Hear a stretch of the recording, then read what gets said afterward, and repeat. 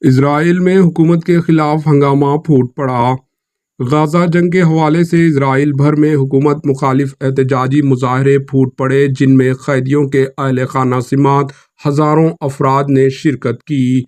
اخبار Times of Israel کے مطابق حکومت کے خلاف ہونے والے ان احتجاجی مظاہروں میں حماس کی قید میں موجود اسرائیلی شہریوں کے لواحقین نے بھی پہلی بار شرکت کی۔ سب سے بڑا احتجاج دارالحکومت تل ابیب میں ہوا۔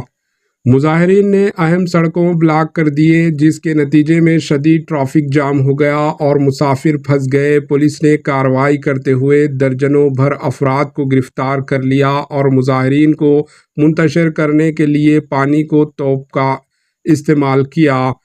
بیت المقدس یروشلم میں مظاہرین اور پولیس کے درمیان جھڑپیں ہوئی۔ مظاہرین نے پولیس کی رکاوٹیں توڑ کر وزیر اعظم نتن یاہو کے گھر کی جانب پہنچنے کی کوشش کی اور مستعفی ہونے کے نعرے لگائے۔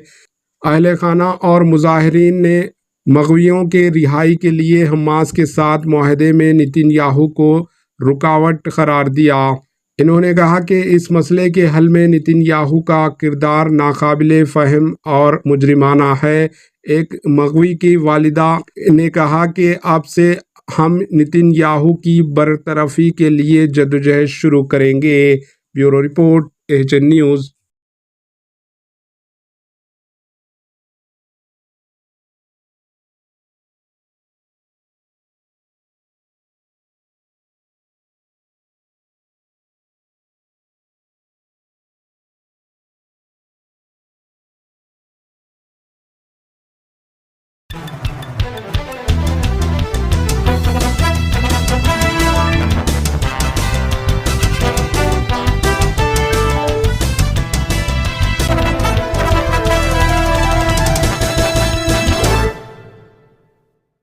ہمارے ایچ این نیوز کو سبسکرائب کریے تاکہ آپ کو نوٹیفیکیشنز آتے رہے وقت پر۔